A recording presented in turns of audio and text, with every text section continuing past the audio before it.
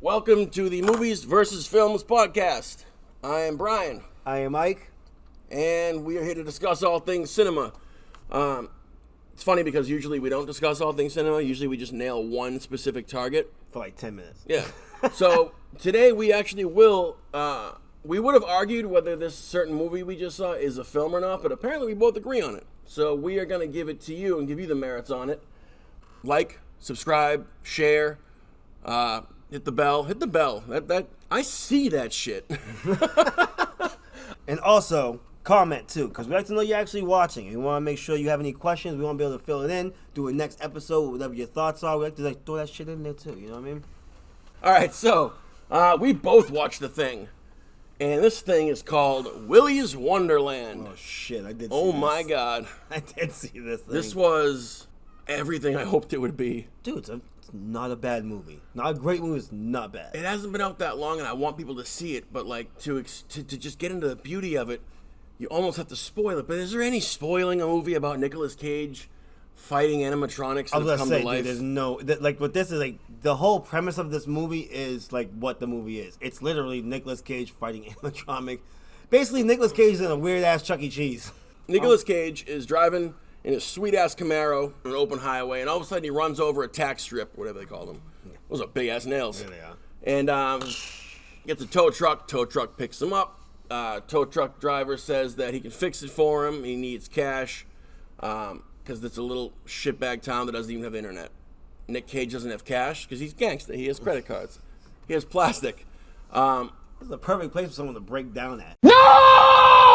Spoiler alert, he does not say a single... He doesn't use any English the whole movie. No. There's a couple of yeah moments. But anyway, so the guy in the tow truck place goes, all right, you can work it off. I got a guy who needs help. So work overnight cleaning up this amusement park called Willy's Wonderland. When you come out tomorrow morning, your car will be there ready for you, ready to go. Nicolas Cage, because we don't have a name for him, goes in there. The owner tells him, he goes, it's important to take breaks. So he puts into his watch break times. Yeah, he does. He crushes a can of purple soda. The more you talk about this, the more I remember. I'm like, yeah, this movie was. Oh my god, this movie was rather ridiculous. Dude, this movie, it's. This movie deserves a commentary, an MST 3000. This movie deserves so much, and it's right now. It's fresh on Rotten Tomatoes. Well, because it's not a bad movie. No, it's not a bad movie. If you know what you're getting into, yes, it's not bad. Hey kids, did you like Killer Clowns from Outer Space? Well, people like that's the same way I feel like people who watch this movie. It's the same way of watching like him and Mandy. You know what you're getting. If you didn't like Mandy, you're in the wrong field. You know what?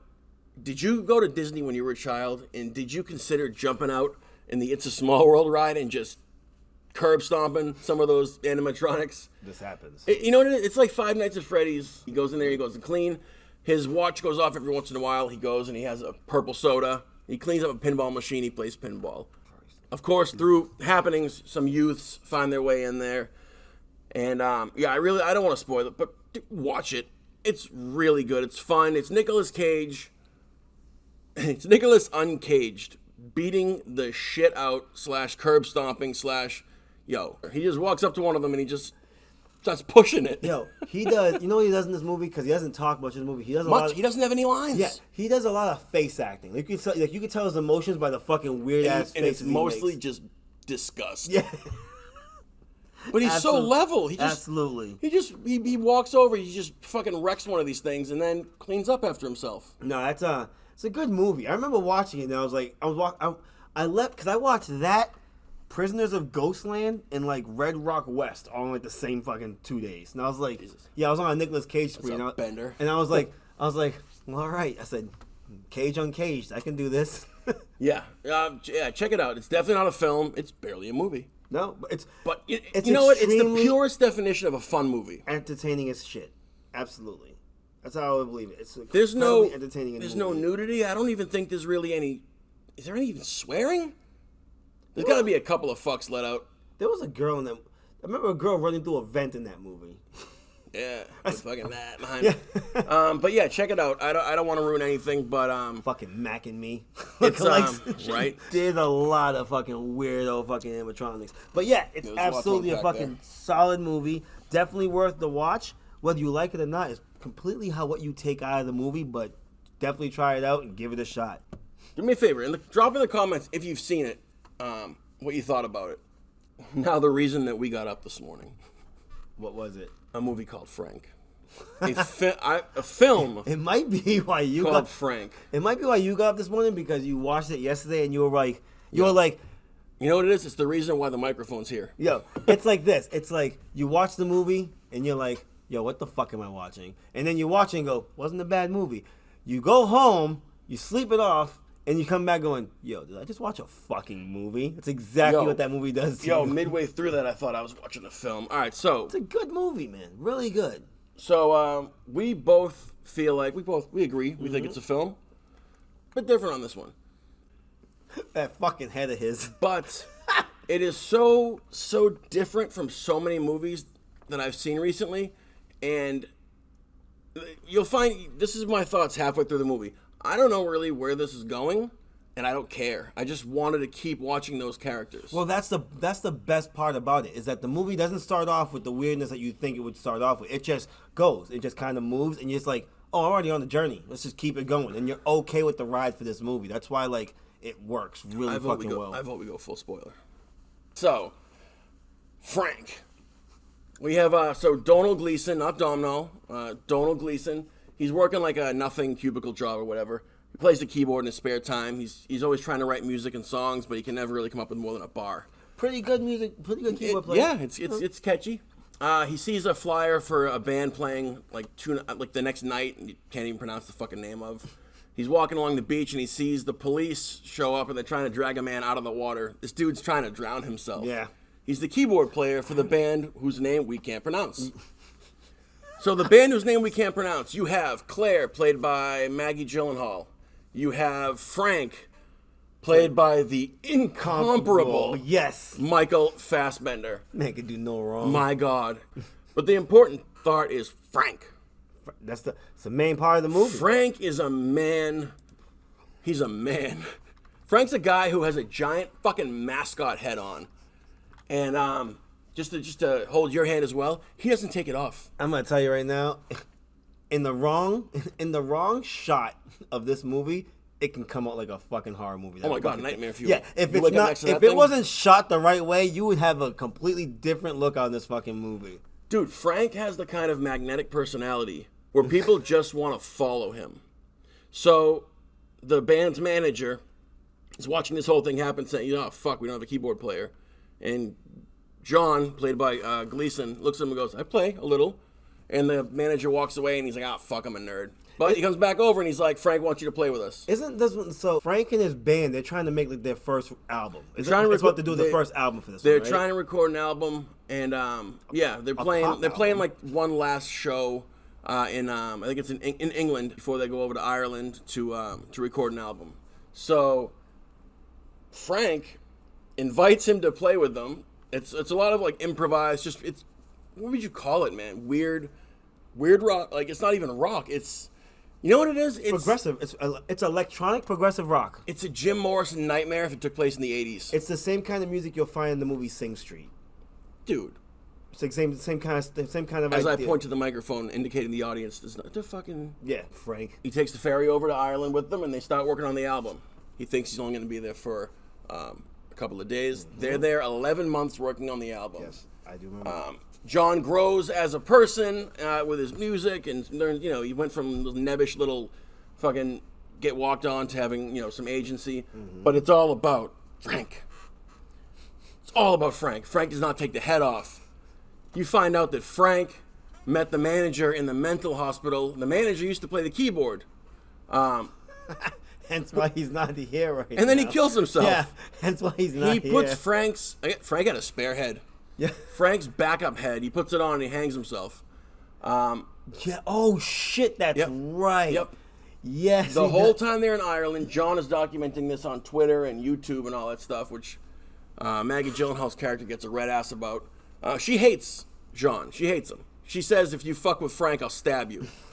Chekhov's stab. Remember that. It'll come up later. So he gets enough hits on YouTube that South by Southwest Music Festival, this was in Texas, I believe, they reach out and they're like, "You want to play?"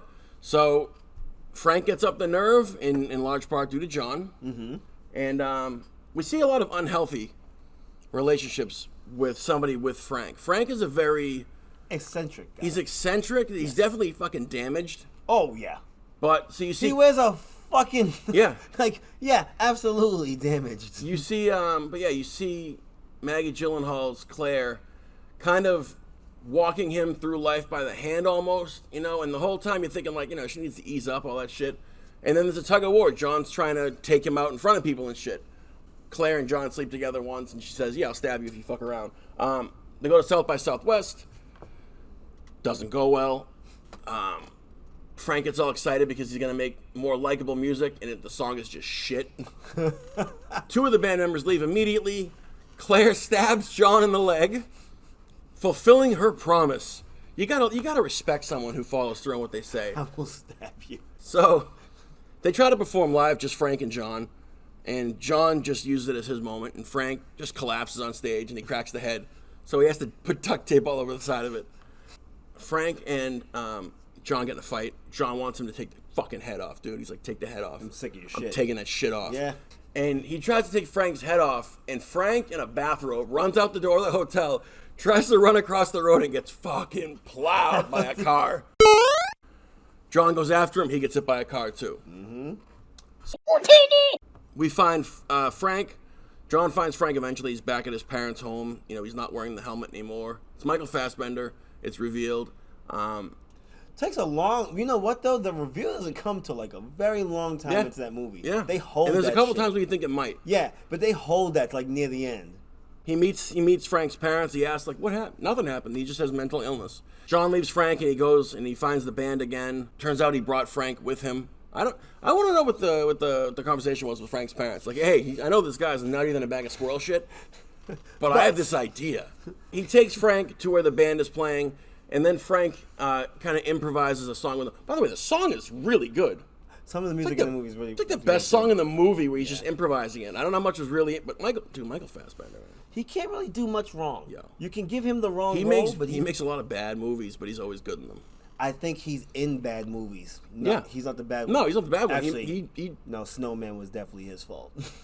Rebecca Ferguson, definitely his fault. Look. We were all in a really crazy place when Snowman came out. Because listen, we were all like on a riding high. Some things were said. Yeah, from all the other movies, we were riding high, and then realized. Yeah, they both fucking.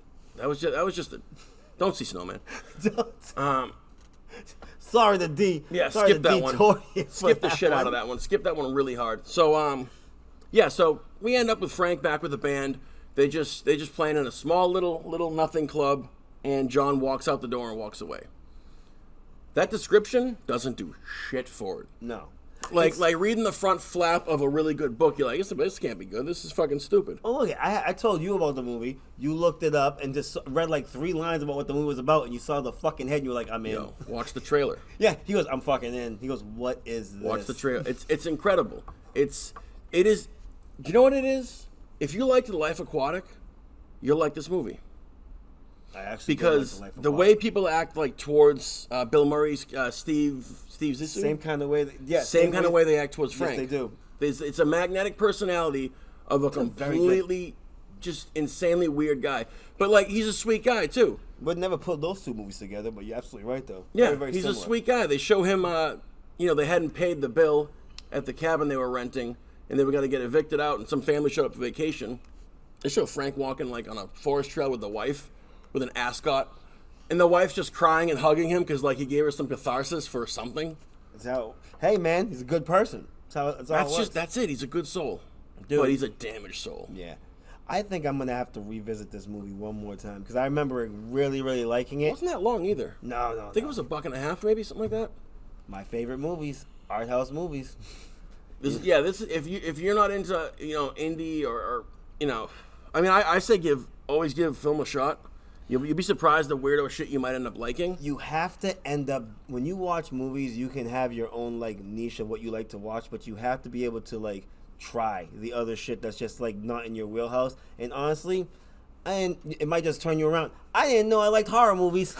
I was gonna say that. Yeah, I didn't know I liked horror movies literally until like about a month ago, and I'm like, wait. I was gonna save that for the next episode. Nah, dude. You know what? There's your teaser for the next episode. Yeah, Had no idea how much I Ike love likes horror horror movies, and he feels a deep inner shame about it. I think up until this point, he has accepted it, and he will move on. You know what? I love So him.